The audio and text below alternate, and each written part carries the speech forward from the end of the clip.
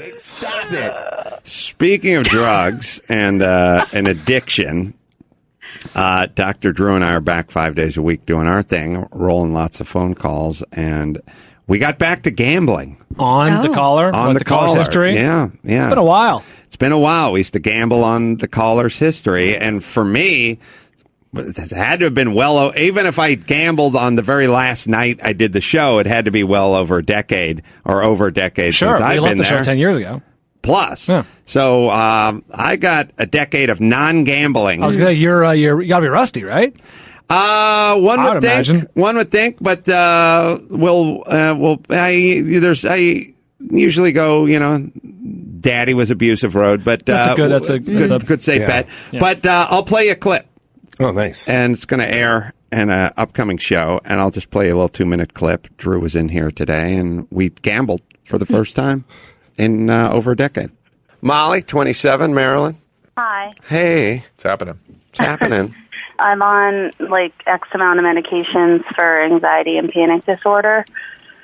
And I had a really bad panic attack the other day, and my psychiatrist said that I'll get these things called breakthrough panic attacks, and I just don't understand why that would happen when I'm already on so much medication. Because medication is not a perfect solution. What are all these panic attacks coming from? Well, hey, stop. Mm-hmm. So, shall we gamble on Molly? Okay. We got to put you on hold if we're going to gamble on Molly. Good dog. All right. Molly it doesn't sound angry at dudes.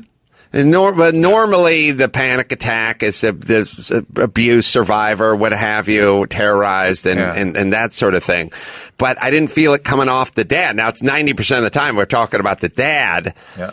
But I didn't feel her ire toward men. I'm going to say on the mom side. Uh-huh. And I'm going to say out of control mom who created a lot of chaos. Like maybe mom had mental illness or alcoholism or something. Yeah, or could have just been freaking out, screaming. You never knew what kind of mood she was going to be in. So emotional abuse, chaos. Okay, I'm going to go neglect. Severe neglect. All right. Hey, Molly. Hey. Discuss your parents. I don't want to lead you down any path, so you can just tell us what your mom did, what your dad did for a living, brothers and sisters, like how you grew up. Oh, yeah, sure. Family business. My mom was an alcoholic. So was my dad. Ooh. But they both got sober. Mom was a little chaotic when I was younger. What got Mama sober? She went to rehab. I know, but usually there's an event. She got arrested. Yeah. Arrested for what? Attacking my dad. Ooh. All right, I need another $1. All right, there it is. Wow. Crazy, out of control mom. I always said you were a genius, Adam. I always said that, man. That's pretty crazy that you got that just from her tone of her voice. Well, I hear abusive mother in the tone of your voice. And Bryan will back me up. It's almost never abusive mother. It's always abusive dad. That's the way to. If you're playing the odds-on favorite, go abused by dad, molested by some male figure. But that's not what I got out of her voice. She didn't seem angry. I had a job where I put on headphones and listened to people's tone and cadence, and it's just sort of the way they spoke, the rhythm that they spoke in, and what the timbre and tone of their voice was, and my brain started reacting after a million years of just putting on headphones and sitting in a dark room and listening to people talk to me that. You sound like this, or you sound if you are not. I mean, on a much easier level, like dialects. You can tell when someone's from the South versus New York or something like that. All right. It got that way emotionally for me. Wow. People have a sound to you when it's mom versus a different sound when it's dad that I never stopped and charted. It just made. I'd let my brain float around like it was in center field, meaning good center fielders aren't leaning forward or to the right, to the left, just getting a neutral sort of buoyant place where you could go any direction, but don't start running before they pitch the ball, and then see where your brain drifts to when this person starts speaking.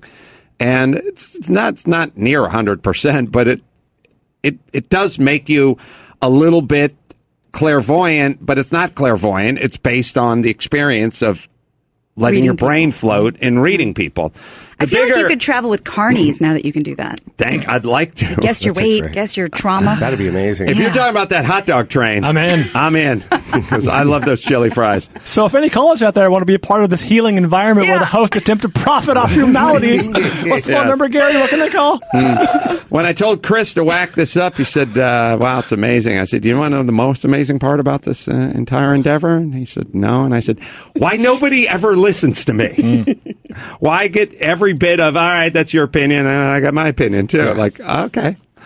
Not, do you think, don't listen to the guy who knows everything, huh? Do you think Dr. Drew's was more education that taught him how to read people, and yours is more like self-taught? And Street smart versus book smart. Yeah, yes, Dr. Like, Drew has to really pick your brain and figure it out. He's being held back by the man and his Hippocratic oath and that cane with the snake on it. Mm-hmm. He has statistics and book learning and all that kind of stuff that he's weighed down by. So he has to sift through all that. I have no knowledge to sift through. Empty slate. Mm-hmm. Yeah, my brain is like an Etch-a-Sketch. It's been put in a paint can shaker. There's nothing there. And thus I get to form all my own... You just shake your head and it's a slate. Yeah. I get to form all my own thoughts and opinions. Yeah. It's part of why I like being an atheist. I don't have to go in. I have no team. I get to pick whatever team I want based on their success or my feelings or whatever it is. So it's a better way to go through life because... You can get all the training and all the religion and all the whatever, but it is going to force you into some decisions that just, these people that just go, I know in my heart this is wrong or whatever it is, or I know because I read this book or whatever it is. Common sense is in real short supply. And why do it to yourself? Why not just don't enter events coming from I'm a Democrat, I'm a Republican, I'm religious, I'm an atheist, I'm anything. Just present it as what's the problem? Let me have the blank Etch-a-Sketch of a brain, and then I can draw my own picture on it. If only. Tabula rasa. If only. All right. The good news is it was one of those things where I didn't have my wallet on me, so Drew put up the dollar that you won. So I just took them both. Good. I like that.